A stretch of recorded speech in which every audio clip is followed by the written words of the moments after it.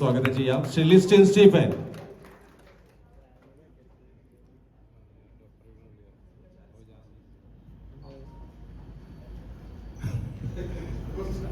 വളരെയധികം സന്തോഷം.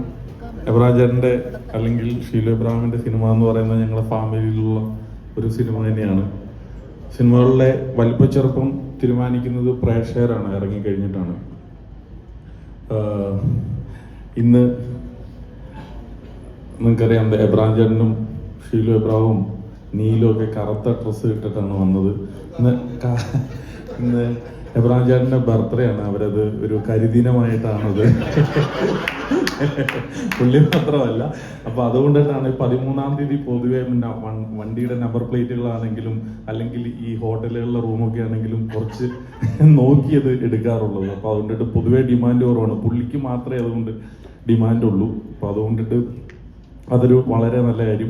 പിന്നെ ഈ കഴിഞ്ഞ കുറച്ച് ദിവസങ്ങളായിട്ട് ഇതിന്റെ ഡേറ്റ് എന്ത് 12-ാം തീയതി വെക്കണോ 13-ാം തീയതി വെക്കണോ എന്നുള്ളൊരു കൺഫ്യൂഷനൊക്കെ ഉണ്ടായിരുന്നു. എനിക്കത് അറിയാവുന്നതാണ്. അപ്പം ധ്യാനിന്റെ ഒരു ഡേറ്റ് കൊണ്ട് ധ്യാനിന് ഒരു തമിഴ് സിനിമയിൽ പോയി അഭിനയിക്കുകയാണെങ്കിൽ പെർ ഡേ 5 ലക്ഷം രൂപ കിട്ടുന്ന ഒരു കാര്യമുള്ളത് കൊണ്ടിട്ട് അതിന് വേണ്ടിയിട്ട് സഹകരിച്ചു കൊടുത്താണ്. അപ്പൊ അതുകൊണ്ടിട്ട് വീണ്ടും 13-ാം തീയതിയിലേക്ക് മാറ്റാൻ വേണ്ടിയിട്ട് ഇരുന്ന് കഴിഞ്ഞപ്പം എബ്രാഹിം ചേട്ടന് 12-ാം തീയതി തന്നെ വെക്കാൻ വേണ്ടിയിട്ടിരുന്നപ്പം എബ്രാഹിം ചേട്ടന് അത്യാവശ്യമായിട്ട് ബോംബെക്ക് പോകേണ്ട വന്നു. അപ്പോൾ ഞാൻ ഓർത്ത് എന്തെങ്കിലും റിക്രൂട്ട്മെന്റിന്റെ ഒരു വലിയ ബിസിനസ് കിട്ടിയിട്ടുണ്ടെന്നുള്ളത്.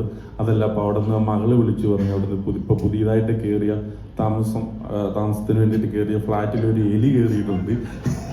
അതുകൊണ്ട് സീരിയസ് ആയിട്ട് പറഞ്ഞാണ്. അപ്പോൾ അതുകൊണ്ടിട്ട് പുള്ളി ഈ എലിപ്പെട്ടിയായിട്ട് ഇവിടുന്ന് അവിടെ പോയിട്ട് എലിനെ പിടിച്ചിട്ട് നെക്സ്റ്റ് ഡേയിലേക്കാണ് ഈ ഓഡിയോ റിലീസ് മാറ്റി വെച്ചേക്കുന്നത്.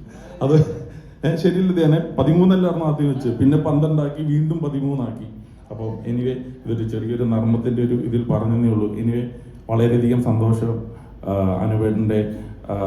അനുപേട്ടൻ നായകനാകുന്ന ഈ സിനിമയ്ക്ക് ഏറ്റവും ആപ്റ്റായിട്ടുള്ള ഒരു ടൈറ്റിലാണ് ഈ സിനിമയ്ക്ക് ഇട്ടിരിക്കുന്നത്. ഈ സിനിമ 1 അല്ല 2 പ്രാവശ്യം ഞാൻ കണ്ടതാണ്. അതിനും എനിക്ക് ഭാഗ്യം ലഭിച്ചു. ധ്യാനിൻ്റെ കൂടെ ഒപ്പിരുന്ന് കാണാനായിട്ടും അല്ലെങ്കിൽ ഒരുകൂടി ആൾക്കാരുടെ ഒപ്പിരുന്ന് കാണാനായിട്ട്. അപ്പോൾ എബ്രാജറിന് വളരെ നിർബന്ധമായിരുന്നു. കാരണം ഈ ഇന്റർവ്യൂവിലെല്ലാം വരുമ്പം ധ്യാൻ സിനിമ കണ്ടിട്ട് വേണം അഭിപ്രായം പറയാൻ വേണ്ടിയിട്ട്. സാധാരണ എൻ്റെ ഒന്നും ഒരു സിനിമകളും ധ്യാൻ കാണാറില്ല. അപ്പോൾ അതുകൊണ്ട് ഈ സിനിമ ധ്യാൻ കണ്ടിട്ടാണ് ഇതിൻ്റെ അഭിപ്രായങ്ങൾ പറഞ്ഞിരിക്കുന്നത്. എനിവേ വളരെയധികം സന്തോഷം. Thank you.